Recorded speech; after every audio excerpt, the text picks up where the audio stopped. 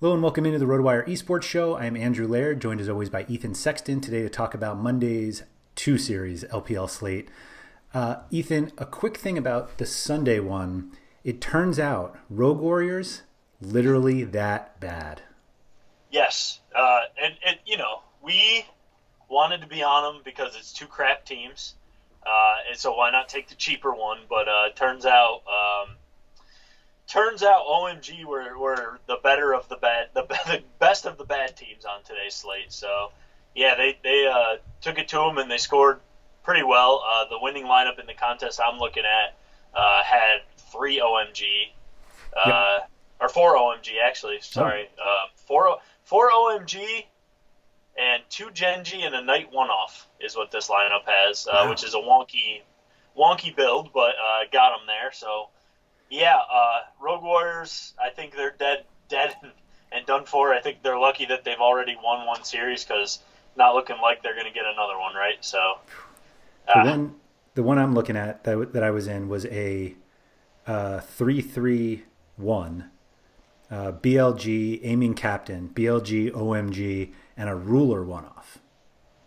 Okay. Which that's fun. Good job. Yeah. Whatever. However you got there, good job. Yeah. I feel like we now are seeing that there are bad teams in the LPL, and then there's Rogue Warriors. Yeah. Like they're the whatever the opposite of the cream of the crop is. They're just rough, man. It sucks. I mean, I've talked like all year about how I think that like Fly and Bang are pretty washed over in the LCK. Yep. But I'm wondering if I should start talking more about like Ziv and Betty also being washed because they're players that have been around for quite some time, and they're on a team that is way worse than Afrika. So that's kind of why I liked Rogue Warriors today, is because Ziv and Betty have a lot of experience and were once upon a time pretty good players, but it's not really seeming to be the case this year. So yeah, Rogue Warriors, we hardly knew you. Rest in peace. I mean, I'm with you on that one. I don't even want to talk about the slate anymore because I played Rogue Warriors. Or actually, let me say one last thing about it. The positive, or what you can do on slates where you lose, is to figure out if there are any lessons that you can learn. And I am learning, or I have learned, just to never play Rogue Warriors again. Yep. Yeah. I mean, it's not like we've really been targeting them True. Or playing them in other matchups, right? It was just mostly a case of, well, this is 2 bad teams, so let's take the one we think is going to be lower owned and cheaper. Although they were both pretty low owned, at least in the contest I was in. But yeah, I mean, at least we're not like trying to say let's play Rogue Warriors against, I won't even go like to the top of the table. We're not like let's play Rogue Warriors against like Victory 5 or some of those teams, right? Like we know better there at least. But yeah, it was just product of today's slate. I think I also played Rogue Warriors, so yeah, I woke up and my lineups were already dead, which is never fun, but it is what it is. Exactly, is what it is. So we're back to the ridiculous 2-game slates on Monday. And we have JDG fairly solidly favored against Victory 5. And then RNG, I believe, the biggest favorite of the season, this time against E-Star. I think really the discussion is like, who are you long stacking between RNG and JDG? But we're going to see everyone and their mother playing double jungler if it fits, because obviously the carries are not going to. Any reason to think otherwise? No, I don't think so. I mean, like we've kind of talked in the past about on certain slates when E-Star and Victory 5 are playing that they tend to score pretty well when they win. Well, it's getting harder and harder to say that about E-Star because they've only got 2 wins on the season, right? And we do highlight, I think we talked about it yesterday, that one series that they lost and outscored the team that beat them. So that can happen, but it's really hard to get behind E-Star on this slate, right? It's just they're not in a good matchup. They're looking pretty bad. And if they win, maybe they would score well, but it doesn't really matter how they score. I think if they just won on a 2-game slate, it'd be a good play. But instead of looking at E-Star, I think I'm more looking towards the long stack of RNG because, RNG are coming off that top of the table tilt against Edward Gaming yesterday, which they won. Mm-hmm. So they're top of the league now, 10-1. They're the best team right now, and I fully expect them to just smash this matchup in 2 games. They lead this slate in kills by 113. And they've only played 4 more games than JDG, who are in second. So that's a lot of kills, right? That's a big discrepancy. So yeah, I think the long stack really has to be RNG, unless you're just looking for leverage, right? Because that's probably going to be pretty chalky. So really don't see any reason not to try to jam in as much RNG as possible, especially if you play cash tomorrow. Like a 2-game slate like this is sort of cash viable in my opinion, because you've got 2 pretty big favorites. Yeah. So I think in cash, especially 4 RNG's got to be the way to go, in my opinion. I think that's where a lot of people were going to go. I don't think you can do an RNG long stack with JDG with a jungler. I think you have to use Ming. But I don't think that's going to stop a lot of people. No. Is your thought then that Victory 5 takes a game off JDG? I don't know if they're going to take a game. I could certainly see that, right? Like, out of these 2 series, it definitely feels like if one of the favorites is going to drop a game, it'll be JDG. For sure.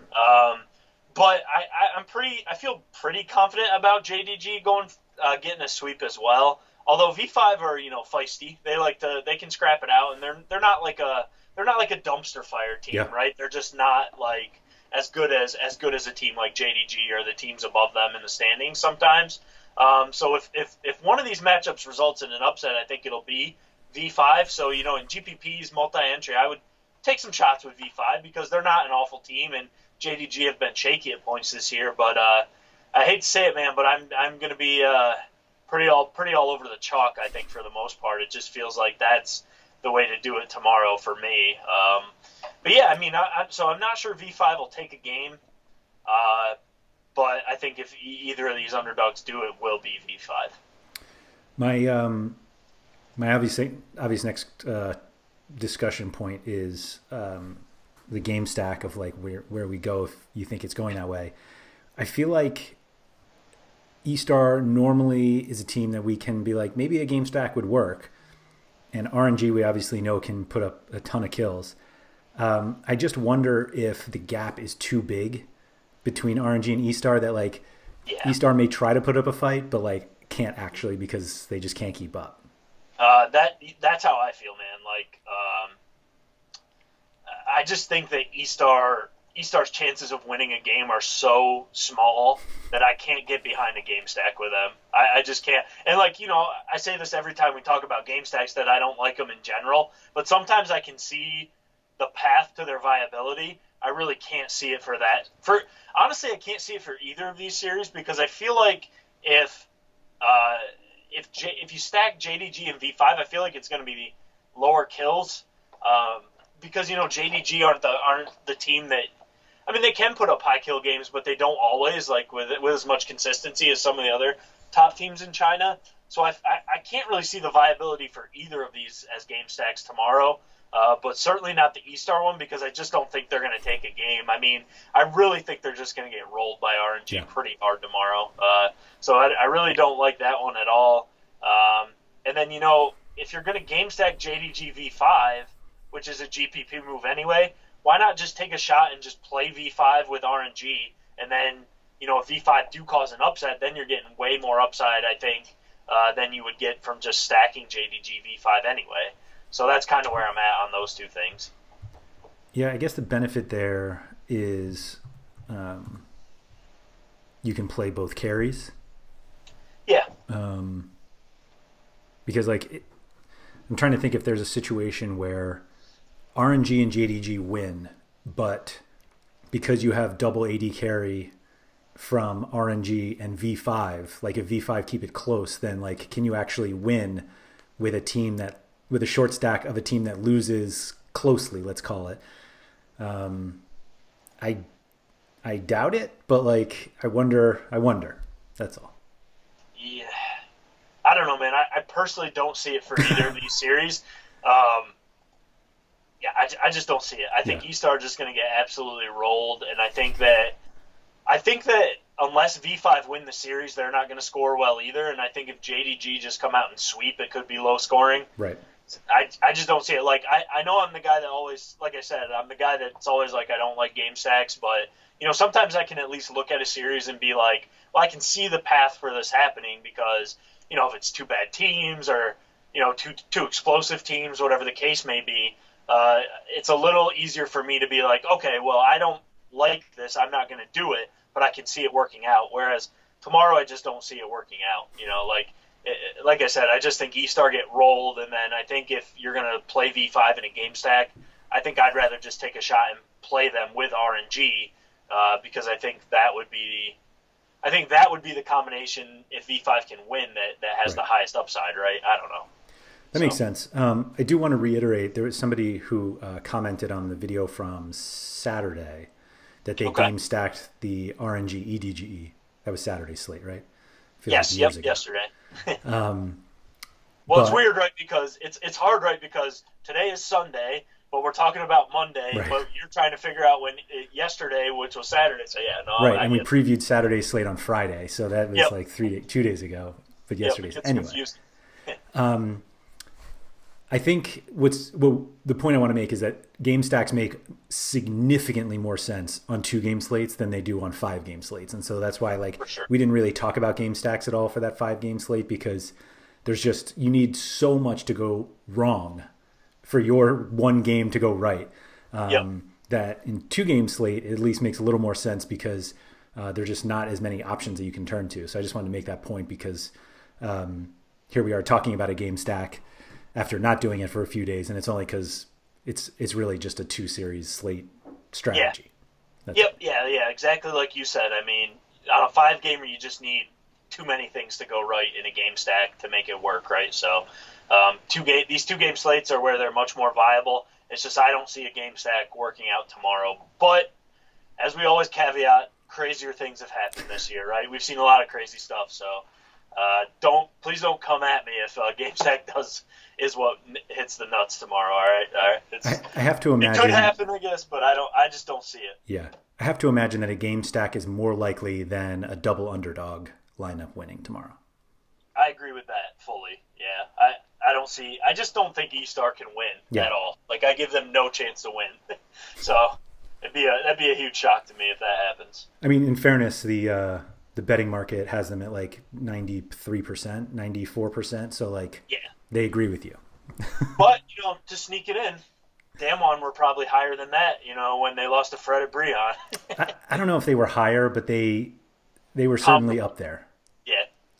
And was it Gen G they just beat? Yeah. Yeah. Ridiculous. Yep. I think I don't know if we've seen one like that in China yet, though. Off the top of my head, I don't think so. Where one of the bottom dwellers has beat one of the top dogs. I don't think so. Right. We're not constantly talking about Rogue Warriors beating anybody. Yeah, right. I think it's because. Well, wait, man. Didn't we see Thunder Talk beat somebody though? Oh, good point. I don't remember who it was, but yeah. Let's just forget that happened. Yeah. If you guys have enjoyed the video, if you could please hit the like button below. Feel free to subscribe for all of the RotoWire videos. Speaking of subscribing, if you'd like to support these videos anymore, if you could just subscribe to RotoWire, you can go to rotowire.com/subscribe to see all the prices based on the different sports we cover, as well as the time frame of the subscription. They start pretty cheaply, so feel free to check that out. If you'd rather try us out for free for 10 days, you can do that. No credit card required. Just go to rotowire.com/pod. That's POD. Like I said, 10 free days on the site, access to every sport we cover, as well as our subscriber Discord chat. So check that out. Ethan, thank you for that, and good luck on Monday. All right, same to you. We'll catch you tomorrow, man.